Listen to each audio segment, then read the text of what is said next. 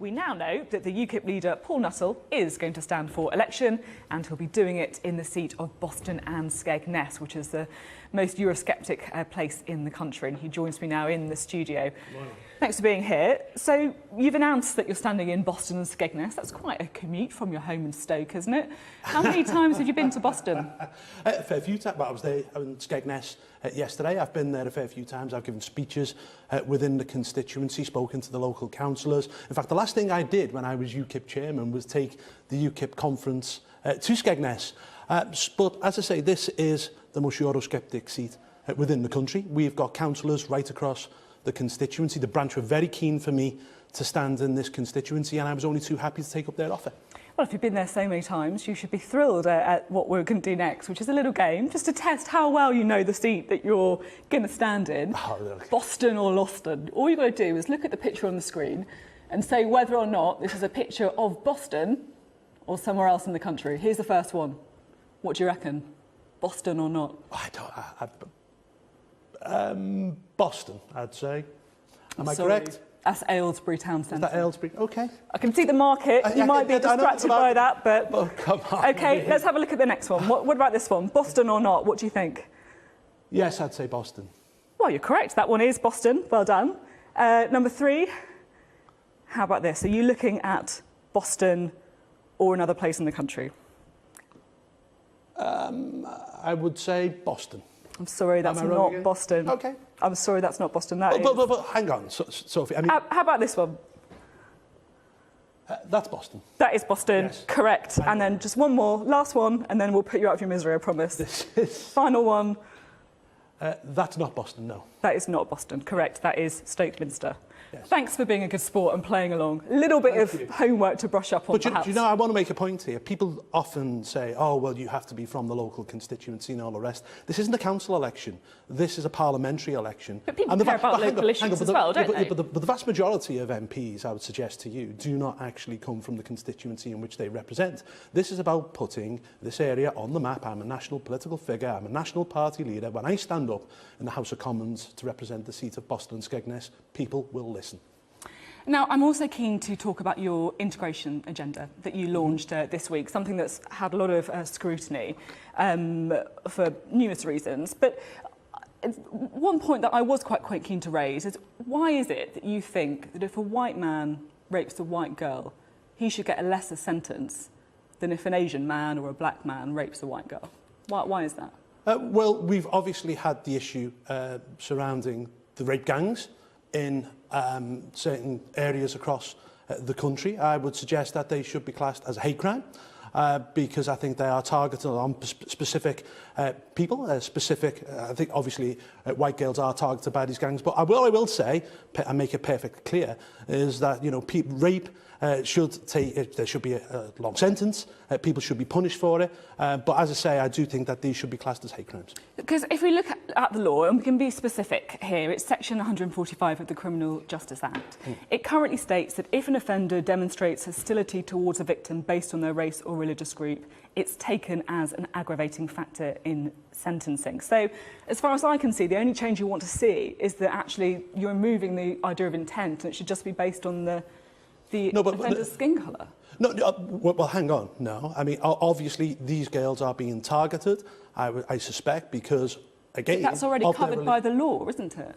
Yeah, but I would suggest that they should also be classed as a hate crime as well. I think they are being specifically targeted. If you just look at the amount of rapes that we're seeing across the country, by a specific section of a community, and they're perpetrated generally against the same kind of girls, I think we've got a real problem and it needs to be tackled.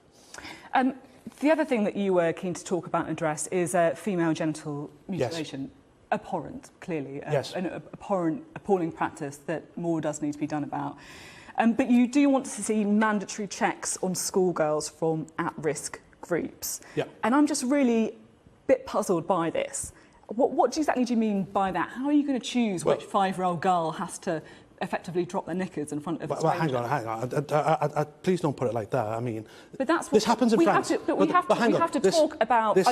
I'm not trivialising it. I just think it's very important to talk about exactly what we're talking about here. This happens in France, okay? It already happens on the continent, and they have a far more successful prosecution rate of female genital mutilation. I'm just going to pick you up on that point in France, because what they do in France is that everybody has to do it. You're not just picking out a specific group. And there are also questions about how successful it is, because what you see is people just having it done later in their life. But there are specific groups who are at risk. So, for example, if a young girl is taken to Somalia, particularly during the cutting season, and returns to this country, you know, that is obviously someone I would suspect is at risk. Now, you know, look, for example, if social services think that a young person has been abused, they have the right to enforce medical checks. I would suggest to you that female genital mutilation not only is abuse, it's actually grievous bodily harm. And look, last year alone, there were 8,500 new cases of FGM, and it's a disgrace that this has been illegal for nearly 30 years in this country, and there hasn't been one single successful prosecution. We're turning a blind eye. I think that no one would disagree that it's ridiculous that the prosecution rate is so low, and that this is something that is we're turning a blind eye. But I want to talk about how you're proposing to deal with it here.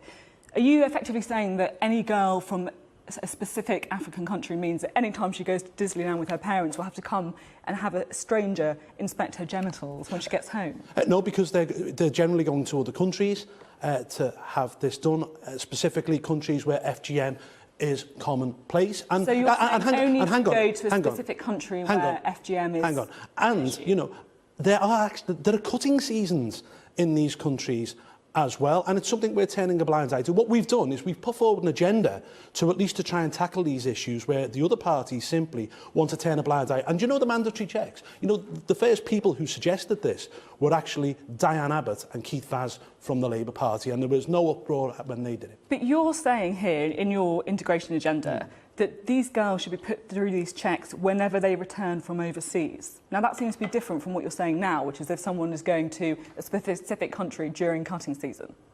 Yeah, I mean, obviously we set forward... I'm not rowing back at all. I mean, we put forward the agenda.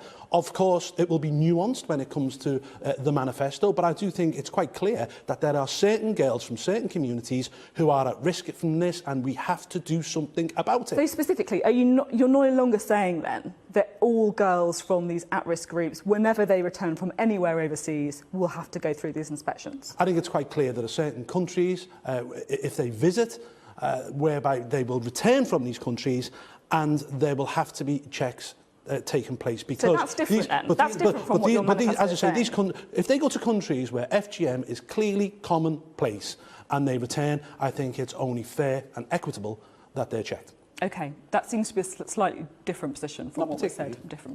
Well, we'll agree to disagree on that.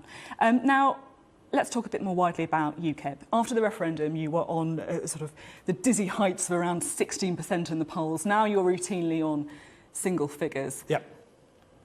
UKIP voters are turning to the Conservatives, who they believe are the ones who can deliver Brexit.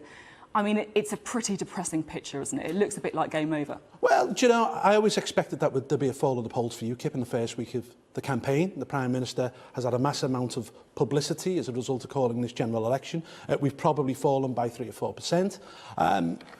I have to say, I think UKIP's future is quite bright. We've now got yeah, I really do, actually. I really do. And I think we've got an election which is now on our turf. We're going to target ruthlessly in this general election. There won't be a scattergun approach. We'll drill down into local seats, and I believe that we'll get people over the line and we'll have UKIP representatives in the House of Commons come the election. A targeted approach, is that a rather positive spin on the fact that you're just not bothering to stand in very many seats? I mean, can you really see yourself as a serious political party if you're effectively not standing in large swathes of the country? Oh no, we'll be standing in the vast majority. So how many seats are you standing in then?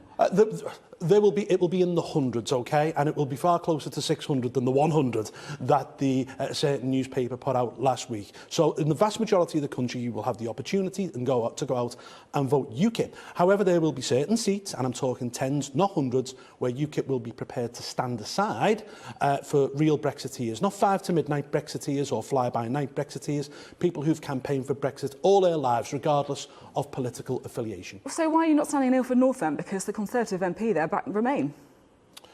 Sorry, why am I standing? Why are you not standing in Ilford North? Because the Conservative MP there back Remain. Again, that's something which the National Executive Committee of the party will have to look at. But I'm talking about seats like Bury North, where you've got David Nuttall, for example, who's sitting on a majority of 350. And this is a guy who's campaigned for Brexit all his political life. The last thing UKIP should be doing is standing and ensuring that he loses his seat and we have a Remain MP instead. You see, what this does underline really is that UKIP is a single-issue party. If you're not standing in seats where there's a Brexiteer, then that is a pretty clear signal that your party is all about Brexit, and that means when Brexit happens, there's no use for you. I don't agree, Sophie. Obviously, we have a full raft of domestic policies. So why are you saying that you're not standing in seats where Brexiteers because are this running? is a specific Brexit election. The Prime Minister has called this election because she said that she needs a mandate for Brexit. And what we want to do is to ensure that we get the kind of Brexit that we want, and I believe what the British people voted for on June the 23rd, and that is a Brexit whereby we have real control of our borders, control of our own finances, and we bring democracy back to this country. And we will only stand aside in seats where these MPs have stood alongside us for many, many years, people like Philip Holloway. Now, you, of course, failed to win in Stoke. Yeah. High profile, you put your neck on the line there, you didn't win. Now you're going for Boston and Skegness, as you say, the most Eurosceptic seat in the country. Mm-hmm.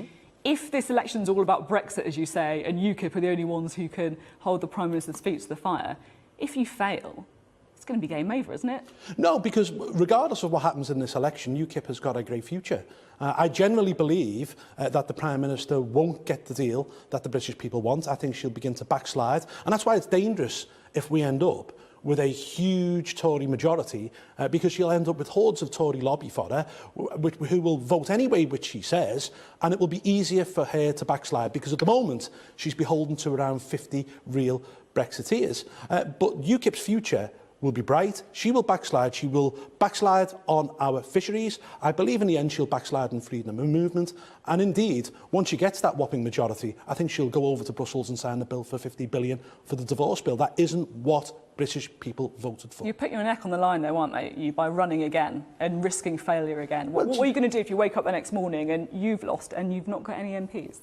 We will just continue. We will continue because we will know eventually politics will come back. Hang on. Listen, I don't think I will be in that situation. I think we will get MPs elected to the House of Commons at this general election. But UKIP's future anyway is going to be bright. And I promise you, we will go up massively in the polls in the years to come, and our membership will rise significantly. The future's bright for UKIP. You see, you've said before that even if you lose this election that you're running, this constituency that you're running in, you'll still stay on as leader. I'm not entirely sure if I believe you. I'm going to level with you here. I'm not totally sure that I believe you'll stay on as the leader. You strike me as a bit of a reluctant leader anyway. It's not going to be much fun, is it, staying on, you know, if UKIP do collapse in this election? Do you know what? Quit, won't you? Well, no, do you know what UKIP's got to do, Sophie?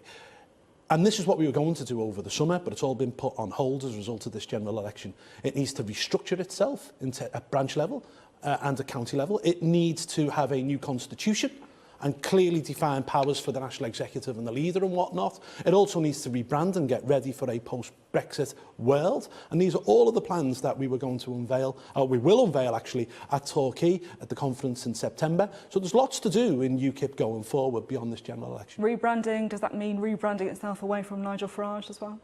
No, Nigel will be front of house in this general election. He'll be on the airwaves, and you'll no doubt have him on TV shows like this, and he'll be out campaigning with UKIP members. OK, Paull Nuttall, thank you very much. Now, you didn't frankly have the balls to put country before party.